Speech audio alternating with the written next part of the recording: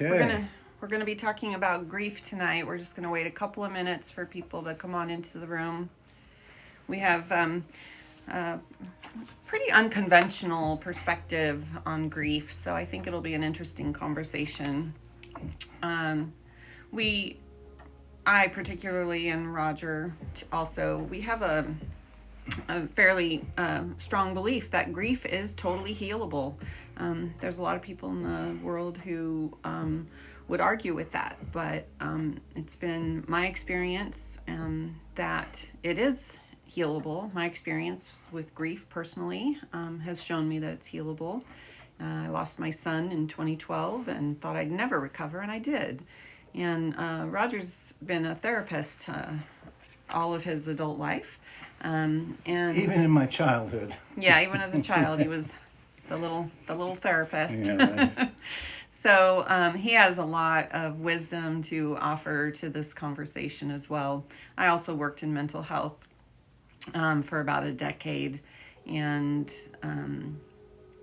but a lot of my own wisdom is from being self-taught, reading books, trying different things, and discovering for myself what worked to help me recover from a pretty horrible event. Losing a teenage son is a hard thing, but I was able to bounce back, and I want to share that wisdom with everybody. I think there are a lot of people in the world who are suffering from grief for a lot of different reasons. And we want to be a beacon of hope in a place where a lot of the world is kind of pessimistic on the subject of healing grief. So I think you'll enjoy the material that we prepare. We try to have a little different material each night. This is our 5th night out of 10 in a row that we committed to ourselves to offer. And so we have 5 more nights to gather and talk about grief extensively. We're also very interested in what you folks have to say, and sharing, and questions or statements, or Yes. just any your input, whatever that is. We might get a little behind on scrolling through the messages, but we will go back. Roger's got his tablet here, and we're going to be checking in on all the comments and questions as we go through tonight's material. Karen, I see. Hi, Thank you, Karen. Hi, Dave. Dave. Nick, congrats. Oh, thank you, Nick. You know, this feels really good to us to be providing a beautiful service. It feels like I'm living my life's purpose. So it's really a privilege to be That's here. the idea. So, yeah. Look at Let's this. make sure. Yeah. Okay, we got quite a few people in here, so that's super exciting. So like I said, our perspective is a little unconventional in that we believe very strongly that grief is healable. Okay, So isn't that interesting that, we're calling that unconventional, but you want to say why? Why is that unconventional? What has been your experience? Well, in my experience, having joined many different grief support groups throughout the years, the theme that kept coming up was grief is forever. The best you can hope for is to learn to cope or manage or live with it or tolerate it, things like that. That was kind of the main theme of a lot of the help. The help was, let us help you tolerate, let us help you live with it. And one of the differences that I know is that grief and longing are totally different things. I still long for the experience of having my son in my life, but I don't experience pain from not having that experience. And so longing is normal to be a continuous thing, but that stinging, awful pain is something that can be processed out of the body. And yet, I think a lot of people will tell you, grieving people will tell you, oh, it never goes away, never. That might be true. Yeah. If nobody knows, if that person doesn't have the information and put it to practice, put it to use, then their experience will be that grief never heals. But this is why we want to do this TikTok, because we want to start a new dialogue, a new paradigm around the subject of whether or not grief is healable.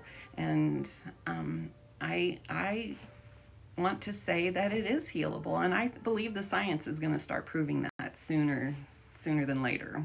Okay. This transhuman says PhD, ADHD, transhuman. Oh, you're our people. Yay. Yay. Yeah, the moment you find the present moment. Yes, as a matter of fact, right now, I'm going through this book again. It's one of the books that helped me in the process to find that place of healing. So yeah, the present moment is definitely one of the powerful ingredients. Nick, yes, it will never go away, my grief. It certainly feels that way, Nick. I know it does. And it is so frustrating to have a feeling inside of you that is speaking so loudly, this will never go away, this will never go away. And what I would invite you to do is keep coming back to our talks, and let's maybe at some point you'll start to entertain a new idea. The possibility just that maybe it yeah. can go away. This is not a process that's intellectual, like, oh, I'm just going to believe now that it's healable. Like, I'm just going to start thinking that. It's like, you have to start kind of living it, and it's a process. So it's not an overnight thing, but if you keep coming, keep listening, eventually, one of the things that happened to me was at one point I was just sick and tired of feeling terrible, and I just got determined to find some way to feel better. I was like, I am done doing this. I'm tired of it. It was just a moment of clarity. Like, I'm going to find my way out of this. And I did. It was miraculous and beautiful. So I understand what you're feeling. I've been there for a long time. 8 years I was in that place. I've done much, much better since then. I see Karen is here. Hi, Karen. Thank you for the Karen. hello. So Barbara. I also want to say that we're doing this for those who are suffering in grief. There's a lot of intellectual knowledge here, but our hearts are really Or if you want to wanting, support someone who's in Right. it as well, right? but I really want to reach out to those who are suffering. So if you know anybody, send them our way. Let them see our material. We just started making videos, so there isn't a huge library yet, but it's going to be growing quickly. We're 'cause learning how to do this. We're committed to getting the information out there. So tonight, you are the first to hear. I lost my mom 1 year in July. Oh, we're the first ones here to talk about grief. Is that what you said? I lost my mom. Yeah. Oh, Nick. 1 year in July. I'm so sorry. Losing a mom is a hard thing.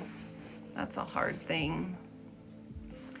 But we are so thankful to be here because we know that there are many people like Nick who are going through something, and nobody's educated us on what to do with this incredibly intense experience that just kind of drops in our lap more often than not. It's interesting too, because I think while it's not usually something that's discussed, much less taught, like what are you going to do when it happens, but I think everybody has in the back of their mind, one day I'm going to experience a significant loss, and I guess I'll just see how I deal with it when I do, which is true.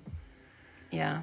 But I think there's a lot of nervousness around that, and that's part of why we're having this discussion, to bring this out in the open, so you're not all alone in this, and people are better prepared when it happens. Thank you, Zandrian, for sharing our live. Really, sharing our live is not about us growing numbers for our own purpose. We want to share this live so that others can get in contact with this information. The numbers are okay. We like numbers. We like numbers too. We're human, but we really want to get this information. Nisi says, I lost my only child and I feel no purpose anymore. Wow. Nisi, I have been in those shoes.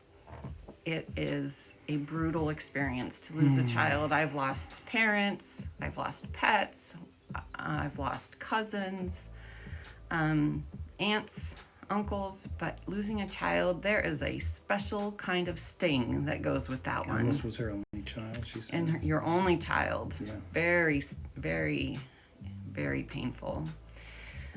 Stay with us, though, Nisi. How long has it been? I'm curious, because we are going to talk a little bit about the timeline, just some of the phenomenon of the timeline. We're not going to be experts on it, but be curious to know. Thank you, Karen, for the hugs. Let's see, 2 years it's been. So, Nisi, you, in my experience, after the 2-year mark was when I started to search for answers, and they didn't come right away because things were still pretty chaotic for a number of years. But I feel like once you've graduated from that 2-year mark, that's a really good time to start this work. That's the perfect time. It's really hard to do this work in the first year for sure, because there is a season for grief. You have to go through that season of expression, and we've talked about that extensively in the past, and we'll probably be posting some videos on that as well. But once you've done some full expression, then the work begins of recalibrating your body and your life and getting things to feel better. Are we at a sushi place? No. At a sushi place? This is our living room. Oh. Our office is on the other side of that panel, and so you can't see all of our papers stacked high. I picked up on that. That's adorable. Yeah. Yeah.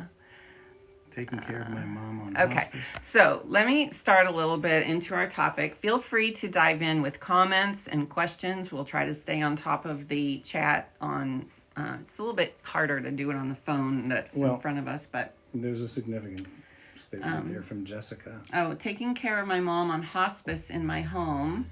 Lost dad last year on hospice in my home. Double whammy. Indeed. You know that your story is just like mine. I lost my mom. She was on hospice for like a year.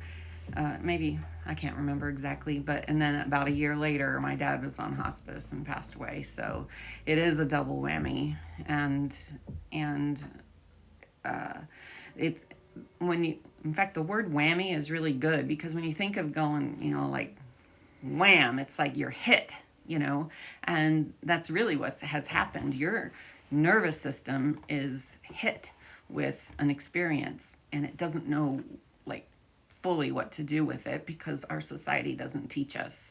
And so we want to normalize conversation about grief and the experience of grief, and help find some common threads that many people can look at and see if they help. Jessica says, never had kids. I'm 40. I guess this was my purpose. What this? I'm not sure what you're saying. What do you mean by this? Oh, thank you for the blessing, Nick. Okay. Wow. I want to, caretaking. Yes. Oh. Yes, I understand now. Makes sense. Yes. There are those of us who are kind of built for that, Caretaking. Yeah. Yeah, or trained for it. Yeah. It's a thing. It can be a rich experience, though, too. If you approach it, I don't know, with some curiosity, perhaps. The caretaking. Caretaking. My sister is a caretaker. She ends up always, if somebody's having an issue, she's got to go to help take care of that situation. I worked in mental health, so I guess I have a certain caretaking personality, and so does Roger. He's being a therapist his whole life. But, yeah, caring isn't a bad thing. It's a good thing. So I want to start with a question, or maybe even defining 3 different words. What is the difference between and there's a reason I'm going to I'll explain later why these three words are important, but let's start with this. What is the difference between, say, a belief, a knowing, and an absolute truth? And is truth even possible? These are important sort of philosophical questions, and Roger was so I get to answer his these. major is in philosophy, and family and marriage and family therapy. He has 2 degrees. So, but philosophy is certainly one of the loves of his intellectual life. So, so I wanted to talk about the difference between these concepts, because they're going to be important later on as we move through our material. So, can you talk about the difference between a belief and a knowing and truth? Yeah, that's easy. That is, these are the basic concerns of philosophy, the branch of philosophy that deals with truth and how we know things. It's called epistemology. But putting it in practical terms, I think that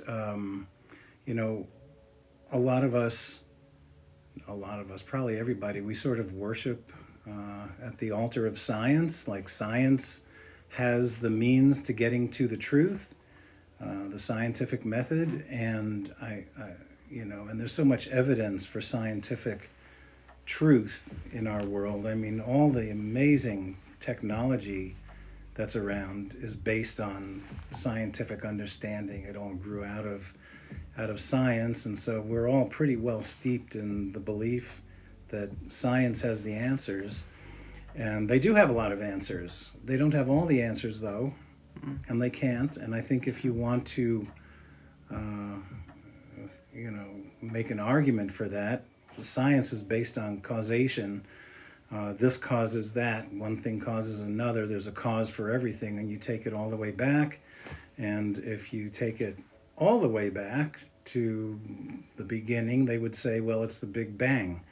But if you ask that same scientist, well, what came before the Big Bang, they're not going to have an answer for you. And you can explore space. So science is good, but it fails at certain levels. It does not have all the answers. Right.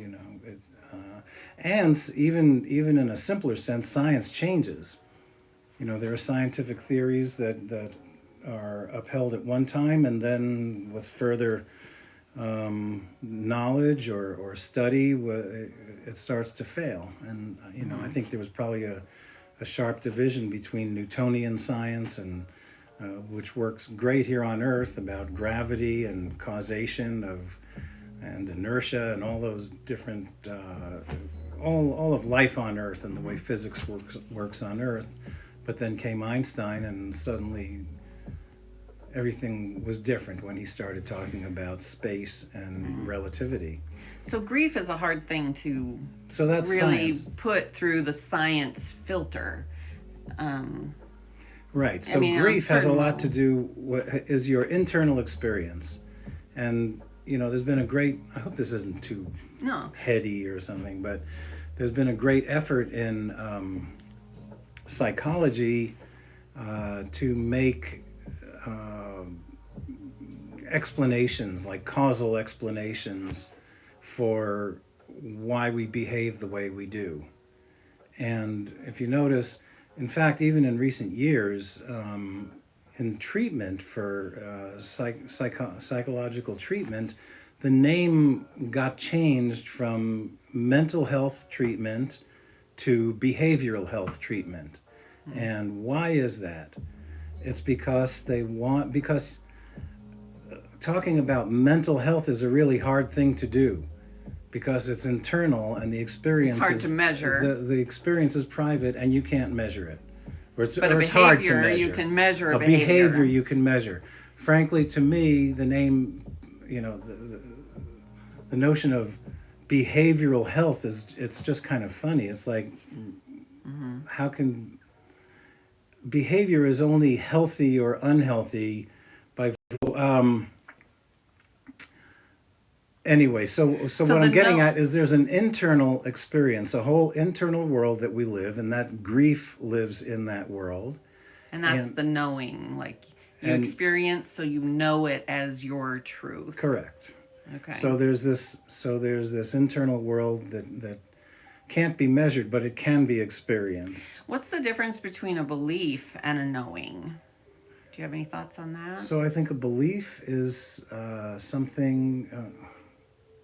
A belief is like faith. Okay, I don't really know it. Maybe I don't really experience it, but I came to believe it either because someone told me to, or because science seems to suggest that I should, or something like that. So the difference between belief and knowing is that belief is more of like an intellectualized idea, whereas a knowing is like an experiential idea. Like you experience. Well, here's an example. Many years ago, when my daughter was a wild teenager, she won't mind me telling this story, I hope. She loved to run away from home. She was my wild child. Woo. And one day, I prayed. I said, God, please, it was winter time. I said, please cause her to be cold. She ran away. She had run away from home. Yeah. Cause her to be cold, wet, hungry, and miserable. And like within 24 hours, she called me up. And she said, Mom, I'm cold, I'm wet, I'm hungry, and I'm miserable, and I want to come home. And I thought, okay, I had an experience. I was like, wow, did my prayer just get answered, or was it a coincidence? Like, what was that? But that was an experience. That was a felt experience because I had some actual thing that happened. I didn't believe without experience that a prayer could be answered, and I'm not advocating for any religion or non-religion. But it left you questioning still. But yeah, it was like, wow, what was that? So experience. I actually had an experience. What's the truth of that experience? Was it an answer to prayer? Was it a coincidence? How can I know?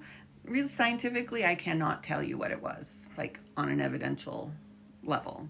But what did it mean for you experientially? But at the moment, it felt like, wow, something out there really cares about my life, my experience, so it seemed like I you were felt connected to something bigger. something nice. Okay. So. Gotcha. And I felt like, oh, that's really good. My daughter's going to be okay. And by the way, she is fabulous. She's in her 30s, and she's an amazing young woman. I'm so proud of her. So just so you know, she turned out great. She's still got a little wild child in her personality. So, but anyway, so these differences between believing something, knowing something, and having evidence and science-y kind of proof for stuff is kind of an important thing to talk about when we're talking about grief, because one of the questions that comes up is, what is your story about your grief? So at the time when my son died, I was going to a church that taught that the dead know nothing. They are in the grave, asleep, no consciousness. They are not available to you. If there is an apparition that should come to you, it is of the devil. You are to ignore it. Just all this, no contact. That was the theme. Dead and gone. Dead and gone till the big day of resurrection, or how they taught that sort of thing. But they were like, no, dead and gone till the big day. So do not plan on having any contact with your loved one. And so for 8 years, no comfort there. Huh? No comfort in that. And the weird thing is, when my parents died, and I thought, oh, they must have gone to heaven. I just blindly believed that, and I felt okay. But when my son died, that story no longer worked. So the same story doesn't always work for every loss. That's what I discovered through that. Beliefs can fail. Experiences are so rich that they don't fail. It's like they help build your knowing of what actually is possible. So we tell stories about what happens at death. We might say there's the story of heaven, or if you're an atheist, you might say, well, there's nothing. That's a belief too. You believe that there's nothing. It's just dead, gone. That's it. Well, there's another set of stories I think that needs mention at this point too, and contact and no contact. And what else? What the loss means to you. So I lost my, whatever the loss is. It's the worst thing that could have ever happened to me. That's one story. I'll never be okay again. That's another story. Right. So I stories can make you tolerate feel this. bad. There are stories that make you feel bad, depending on how you interpret it. I mean, I suppose some very religious people might say this is the Lord's will and it's okay. Other naturalists might say it's the way of the world and it's okay. I suppose if a person was suffering, somebody might say it's better this way. I'm relieved. Right. So how we interpret the meaning of the loss has a big impact on the way we feel as well.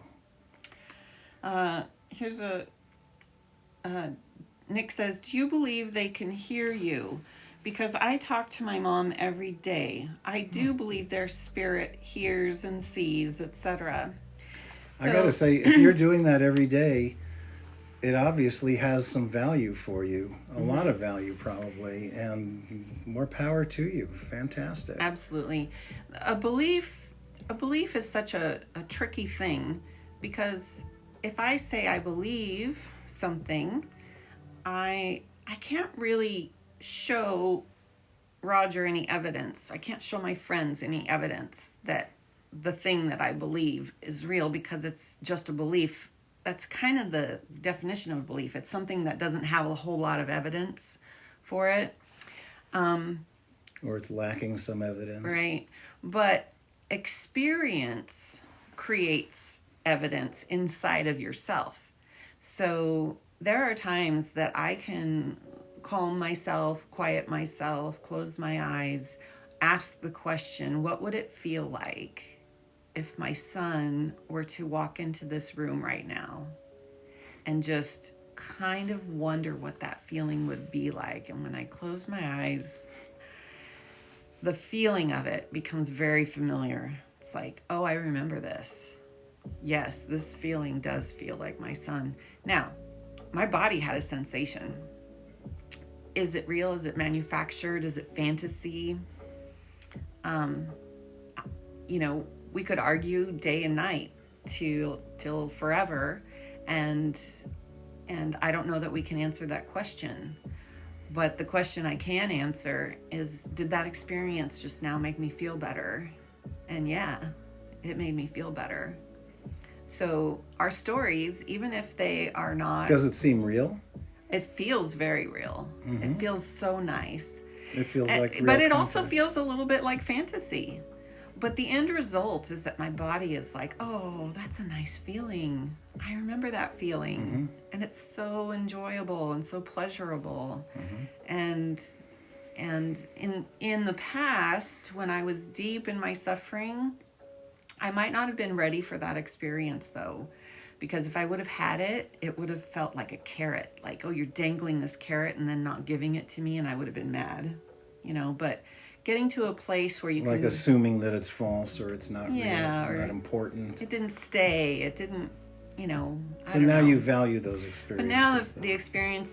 the experiences without the pain that I used to have are just pleasant experiences. I don't see them as like, darn it, why can't I have that all the time?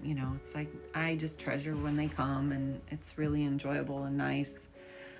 So yeah, so does that make sense about, what I believe is kind of irrelevant to each other person. Like, we can build our own stories, and if the story serves you and makes you feel better, go with it. If it causes you harm, like that religious belief that I had for 8 years that my loved one was unavailable, 100% unavailable, that story hurt so bad. And Look, what's this? oh, just lost my mom. Oh yeah, she Went to she's on dementia. She was hospice. on hospice. And then Jessica says, she hits the alarm button every hour, so I'm Sleep deprived. Who hits? Caregiving. Oh. Caregiving when somebody is unwell and Yeah. they have to hit the button. You know, Roger and I were just talking about this the other day about, you know, when babies come into the world, they're very dependent, hour by hour by hour, lots of attention, lots of needs. And then as people age and decline in health, they kind of return to that state of hour by hour, having Needing needs. attention. It's super important to get self-care, take time outs, find support, all of that. But also you're providing a beautiful gift. I mean, you know, when you're caregiving for someone, the same love and stability that a baby needs, someone who's aging and declining also needs that same And love you deserve and a lot of attention. credit. Yes, We know it's not absolutely. easy. It is not easy. That it's hard work, Yeah, and it's and thank requires complete devotion. you. You're setting an example for others in the world. Nick said, "Thank you, Roger." I'm not sure what that's a little old, but thank you, Nick, So- for the acknowledgement. So my story, like I said, was This person says, "Wow, that's amazing that your prayer did get answered." yes, it was. It was remarkable. KT, yep. Um, Y- I want to. do you believe they can hear you? We talked about that. I talk to my mom every day. Yep, Okay, I think yeah, we're caught up. okay, we're caught up. Okay. So my story originally was totally unavailable. My loved one who passed is unavailable, and that was really painful. And then when I started to play with other story ideas, it didn't happen overnight. I didn't just make a decision to play with other stories. I started to question, are other stories available? Should I entertain them? Are they trustworthy? I don't want to be bamboozled again on another story that isn't truth, isn't accurate. I want to know the truth. What happens when someone leaves us? You know, where do they go? How do I know what's going on here? Is that person available? I mean, I just started asking all the questions, and I didn't stop. I think there was a time in our friendship that I was probably irritating because I kept asking the same question, and the answer was always, we don't know, you know, and it kind of became like a broken record. Yes, I was there with my mom. Aww. I guess I have a hard time believing that we are here to feel only pain with our experiences. Yeah, I'm not sure how to take that, but we feel a lot more than just pain with our experience. Yeah. So when we lose someone, we're gonna feel pain. It is absolutely guaranteed. If you have that connection where you've spent significant time with them and in a proximity with them, you are gonna feel pain when that separation happens. And the pain is a natural response to your body is saying, "Ooh, I don't like this unknown experience," and so your body's kind of freaking out, and it takes time to process that pain out of the body and get the body to calm down and settle down again, make it feel safe again. There are exercises, breathing, meditation. You know, some people use certain medicines in the plant families that help them. Like, you know, there are ways to calm the nervous system down. We've talked extensively the last couple of nights about full expression being one of the ingredients of Emotional expression. Yeah, emotional expression. So, just briefly, grief, ongoing grief, the pain, it's a story that you're carrying in your body. and in your mind, and that story wants to be told. It wants to come out, and that's, sometimes it's through extreme emotional expression, and that can be done in privacy or with a therapist or With a friend, with a really mature, say, trustworthy friend. But also, the story just wants to be told also in words, and that's why I think if you want to comfort somebody who's in grief, the best friend you can be is just be available and let them know that you are and that you're interested. You don't have to have the answers. You don't have to say, I know what you're going through. you can say, "What are you going through? You can ask, what is it like for what, you? What is going on? Please tell me, I'm interested." And that gives them permission to tell you as much as they want, or maybe that's everything. And gosh, there's a lot of healing available in that sort of interaction and relationship. I mean, just imagine, somebody really interested in hearing about whatever you're going through. Yeah. Yeah. My story, like I said, was that he was unavailable, very painful. My new story is that my son is ever present, and he gives me signs all the time. Are the signs coincidences? Like my daughter, when she called and used the very words that I had hoped she would use, to come home. And is it a coincidence, or are they signs? Can I prove it? I don't know. Does it feel better? Yeah, heck yeah. What a way to live, though, if stuff like that is happening all the time. I mean, you got to think you're on the right track. Signs, when signs keep happening, it's pretty convincing. It's experiential, so it gives you the sense of knowing in your body, like, this feels real, this feels good, this feels right. And but also my old story was, this is the worst thing that has ever happened. There is nothing worse that could ever happen to me than this thing right here. Losing my son was absolutely the worst, and I kept saying that over and over and over for 8 Wow, years. that's a mantra you were repeating. Yeah. The other one was, I'm a grieving mother. I'm a grieving mother. I like that. I identified with Identity. that identity very clearly. And when I started to heal, I started saying, I don't want to be a grieving mother anymore. I want to be a person who lives a life. I want to be something else. I want to be more than that. And so I started entertaining newer ways of thinking, and it did not happen overnight, but ultimately my new perspective is that my son's death is no longer the worst thing that's ever happened.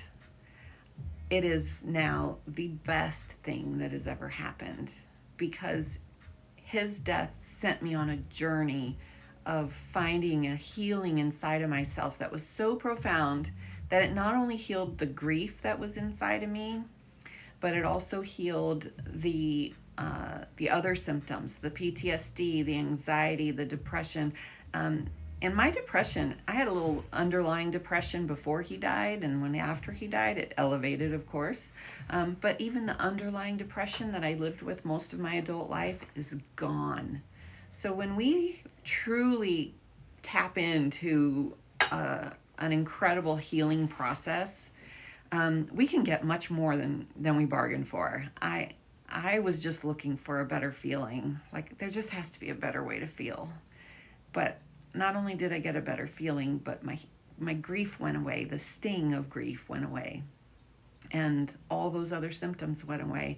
I no longer take antidepressants. And antidepressants are totally fine to take to get you over the humps. Absolutely, I think they benefit people, even if it is a placebo effect, as some people argue. But who cares? If it helps you feel better, it's fine. Normally, I think it's pretty common for the antidepressants to blunt your feelings, and there's a place for that. Right.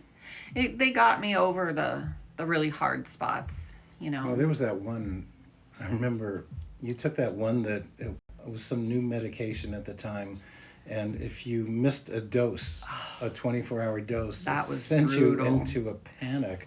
It was Yeah. unbelievable. That I was guess it not was good. serotonin withdrawal I don't know what it syndrome or was. something like that. Serotonin withdrawal. That was brutal. That was the reason That's I was the reason like, you quit. I was like, I gotta find a different way to feel better. Antidepressants, right. These aren't working. It's too hard. I can't do this. I have to find a different way to feel better. And Oh, Effexor did that to me. yeah. Karen says. yeah.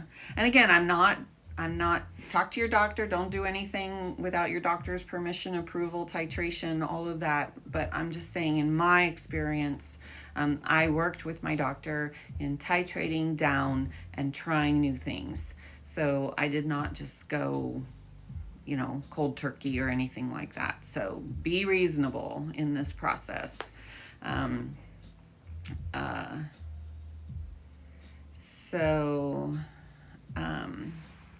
Let's look at another story here.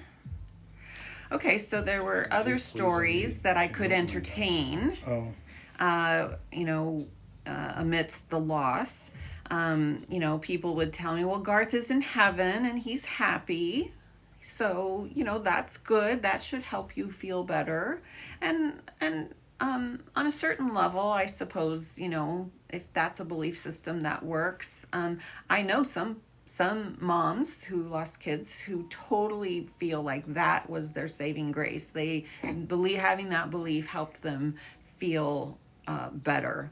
And I say, more power to you, Well- But for me, it didn't do it. It failed. Even though I was raised in religion, it totally failed me. Mm-hmm. It was really hard. but I mean, your beliefs are still. Well, I don't know. I don't want to speak for your beliefs, but that he is in a better place, even though you didn't want to hear that at the time. Right. Okay. I don't know if he's in a better place, because I think he's here right now. Okay. He's here with This is us. not the best place. Okay. Supposedly, there's a lot of problems on this planet, and Right. we Okay. should be super unhappy because of all the unhappiness on the planet. But So but Lynn, I believe he's here in a different way, perhaps. Lynn asked, "What did you do? Please, I need to help my daughter." Okay, Lynn, if somebody came to you and said, you need to pray more, or you need to do yoga, or you need to go for walks every day, or, like they're trying to give you advice of what to And do. that's all good advice. It's all good advice, but absolutely. it's not gonna work if it, Grief is not you. something that is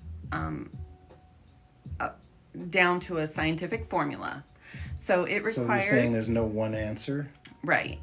I think she wants to know what you did. I'm going to get to what I did and also what the other options are. So there's what I did, and then there are there's a menu of items that you can explore and try and see what resonates with you. I think that in one example, my friend, she who lost her son actually on the same date that my son died. It was different years, but same month and day. She had an experience where she allowed herself to go into a period of full expression of the grief. She was literally on the floor, writhing in emotional pain, crying, yelling, screaming. She had shaved her head. She was like the agony was just so big, and she was allowing a full expression of it, and something magical happened. So for people who are good at that, like she was, she felt like she was transported somewhere else and received, some sort of transformative information. Okay, so that's a method. Is everybody going to want to do that? I don't know. That took a lot of bravery, actually. But it was a full self-expression. She wasn't going to hold any Right. of it back. Right.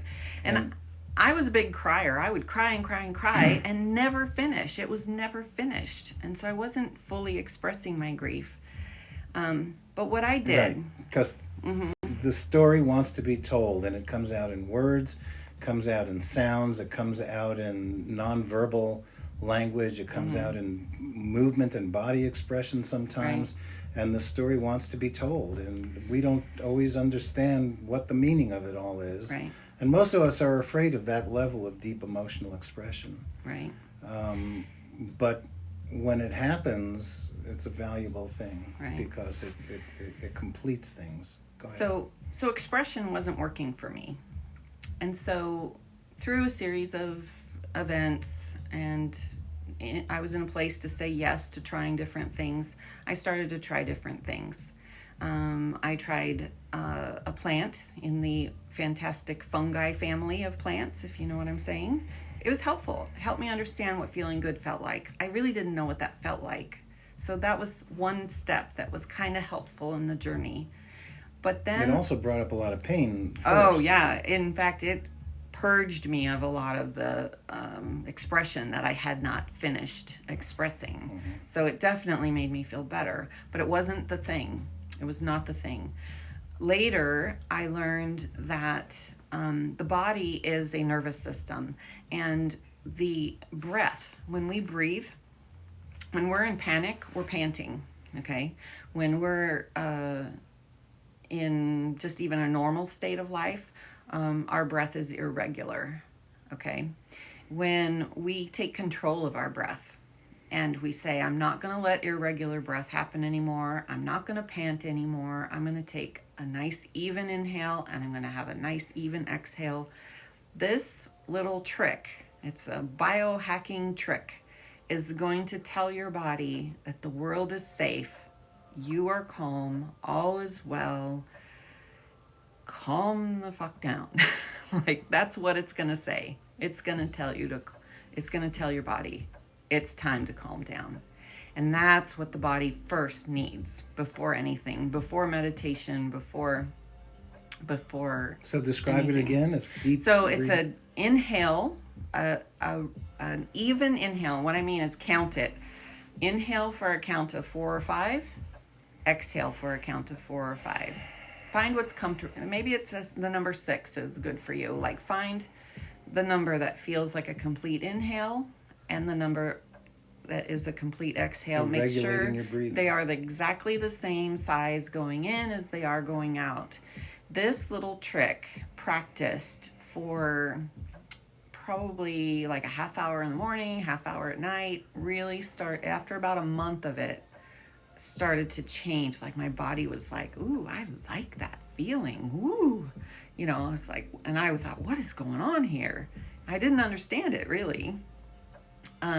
But later, through reading books and learning and teaching myself, I added to that breathing exercise some other practices. There's many ways to practice meditation. There's the Buddhist Vipassana method, which is when you're first learning it, it's highly focused in the front of your face, and then later on it becomes more of a body scan. So that could be one style. I did a lot of guided meditations from Dr. Joe Dispenza. He's a teacher of meditation and breath work. A lot of stuff on what, YouTube? YouTube, books, his website, tons of material out Joe there. Dispenza. The thing that I loved about his material was that, I knew Roger when I was deep in my suffering. I met him in 2015, so about 3 years after my son died. And we talked about meditation and how he had been a lifelong meditator. And I was just kind of like, I don't know what that means. Like, I don't know what that is. Like, what are you trying to do? I remember the confusion on your face when I asked you, do you meditate? Yeah. I really had no clue what that was all about. And I also lived in Hawaii for a year, and I used to see people sit on the beach facing the sunset in this sort of meditative pose, and I thought, what kind of show off is that? What are they doing? I'm clueless. No Let clue. me guess, they were naked at the time? Well, No. yeah, maybe. Okay. There are naked beaches in Hawaii. Yeah. But anyways, I really had no clue. And so what I loved about Dr. Joe's material is that he has taken sort of a scientific look at the phenomenon of what happens when somebody is performing a high quality meditation practice. And when I read it in sort of sciencey terms, I was like, it clicked with me. I was like, oh, I get it now. I want to try this. And so I started to practice it. And at first I didn't practice regularly, but in December of 2020, COVID was going on, and it was Christmas Eve, and we had no plans to go anywhere because nobody really wanted anybody around. And so I told Roger, I said, you know what? I'm going to take these guided meditations and I'm going to go in the room and I'm just going to spend the day by myself listening to these guided meditations all day. And it was December 24th, Christmas Eve of 2020, that for the first time in a meditation, I felt what I describe as an experience of my son's presence. Was it him? Can I prove it? I don't know. Not really. But it was a powerful experience. But it was so powerful for me that when I got up later that afternoon from those meditations, I felt changed. It was like what the churchy people were telling me, like a born again experience. Like I felt new. I don't even know what happened. I can't explain it. I can't, it was just, I felt different. And I really didn't even know that I had healed my grief or anything. High progress, not perfection. I didn't know that I had healed anything. I just knew that I felt better that day. And then the next day, I continued to feel better. And the next day, I continued to feel better. And then months later, I continued to feel better. And now it's been over 3 years. And I'm like, the world needs to know about this. I need to tell this story. So meditation. So the question critical. was like, what worked for you? And this is what worked for you. So but I'm also worked for thinking me, that, you can't tell somebody, well, you should meditate. You can mention, well, maybe meditation would help you. It helped other people. It might. But it's really hard to have a prescription for everybody. And Right. I know meditation for me is a unique experience because I am ADHD. And actually, I have to pay attention to the not just quieting my mind, but give some space to the restlessness that naturally goes with ADHD, and kind of go through this process. So it's a unique experience for me, is Right. what I'm saying. Everybody has, the thing that'll help. I really like Dr. Joe. What are those meditations you've been listening to lately? The guy's name is Jude. He has a YouTube channel, Jude.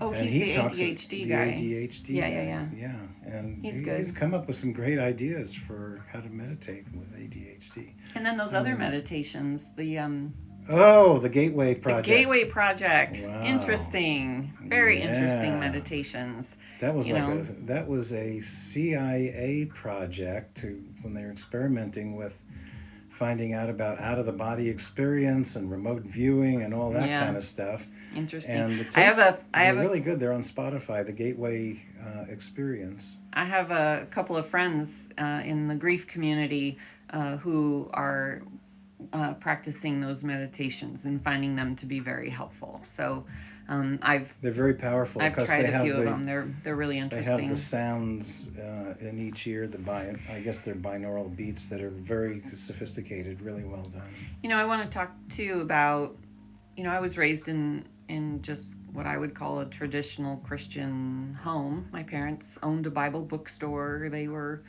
well known in the community as, very lovely Christian people. They were not The super Gateway Experience.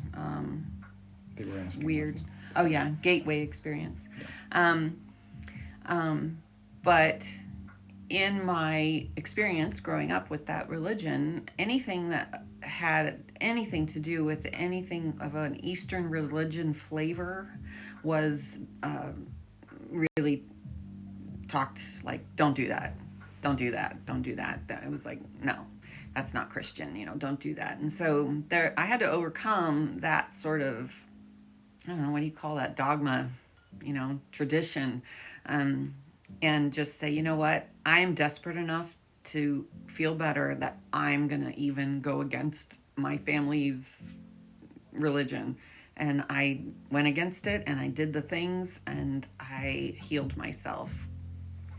And so I actually think religion that can be so dogmatic or demanding, insistent that you for any of you follow only one approach. That are Christian, the Bible actually does say to meditate and on things that are good and lovely and just and right. And that's what I did. I meditated on finding a better feeling. That's all I did. Is there a better feeling out there? Can I find a better feeling?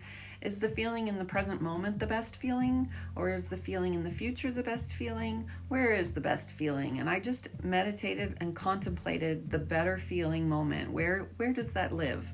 I would like to find that better feeling moment. And so I did what the Bible said. I didn't do anything weird. I just meditated on finding a better feeling. So, breathing. I'm sorry, I'm French. Oh, let's see. I meant to say the word breathing. It said breathing. Oh, breathing. Starting with the breathing. Yes. A very good learning skill. Yeah. Yes. The breath is so important. If you didn't do anything else, because it might, the things that I did like 3 things. I did plants, breath, and meditation. And you don't have to do all of that. Start with the breathing. It's free. You can do it right now. It's easy. It's available. And it comes really easily for some people. I mean, I watched you benefit from the heart-centered breathing just amazingly. Yeah. Yeah. So there's this company that I became familiar with through my journey. I'm not advertising for them, but they're worth checking out. They're called the Heart Math Institute. They're in California. Heart Math, MATH Institute. And they sell these biofeedback devices. I think they're $200 or $300. And you clip it to your ear, and it's wireless. It goes to an application on your phone, an app on your phone. 150, I thought. I think they've gone up. Oh, okay. Yeah. So anyways, this biofeedback device will measure how your heart is behaving. Okay. When we're talking normal like this, my heart goes like, it beats, and then there's a space of time where it's not beating, and then it beats again, and then there's a space of time, and then it beats again. And the spaces in between the beats are, they vary in time. Like some are a little longer, some are a little shorter. And so this device measures those little spaces in between the beats. When I'm talking like this, my spaces are all over the place. They're different sizes, all over the place. But if I am doing the heart-centered breathing, the 5 counts in and the 5 counts out, and putting my attention in my heart area, what'll happen is on that biofeedback device, it'll give me a reading that demonstrates that my heartbeats are now all evenly spaced.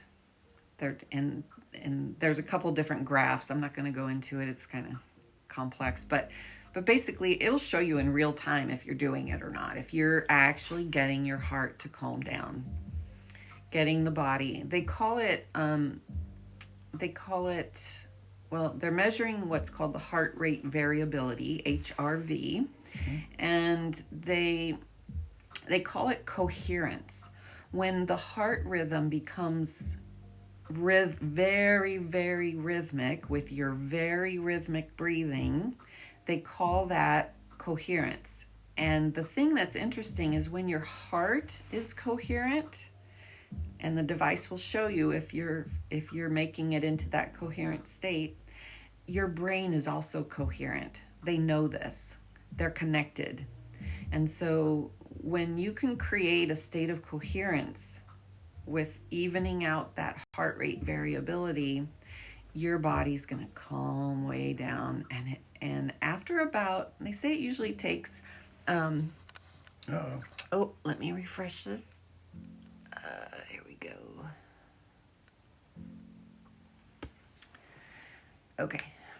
Oh, it's been an hour already. Okay. Yeah, it's time to go.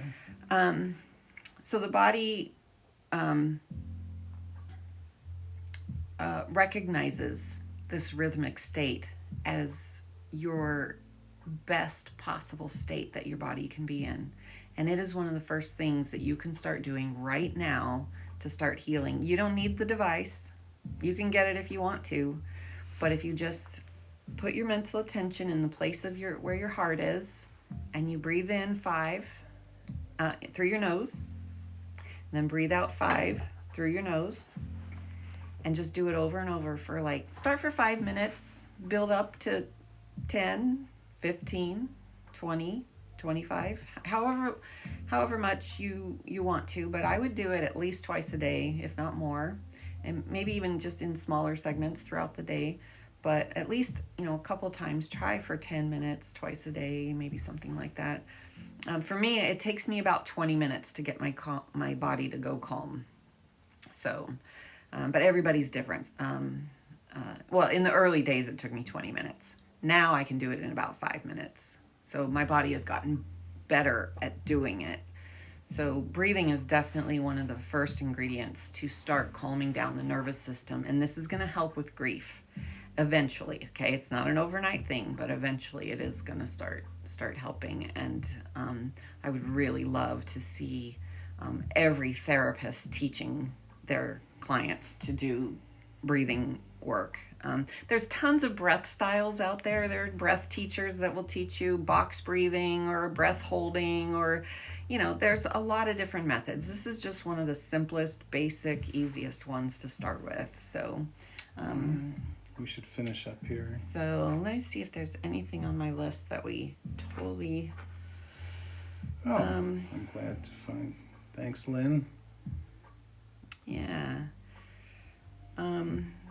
There are other things. Some people... Not to give up time, taking time. Thank you, Barbara and Roger, for everything. Hope to see you back soon. Oh, thank you very much. It's just such a privilege to spend time talking about things that we're passionate about. I have ADHD, and it helps me get more focused. Nice. Mm-hmm. Yeah. Thank you, guys. Okay, what a great group. Yeah, I think I did cover pretty much everything on my list here. I got my little laptop going. All right. But we will be back tomorrow night. This is our 5th night out of 10. And so we have 5 more nights that we're going to continue this conversation with a lot of different subjects. Sometimes we repeat the same stuff because we get different people in the room and they need to rehear what we've already talked about. But every night we're going to try to present new, interesting aspects to this. And we really welcome your comments and your input as we go. Yeah. Love the questions. Mm-hmm. I love the interactions, telling me about your loss. I love that. My heart, it just sends so much love to each one of you that shared that vulnerable information with us. So thank you for that. Mm-hmm. And gosh, we will look forward to seeing you all tomorrow night, 6 p.m. Pacific time. Night, everybody. Good night.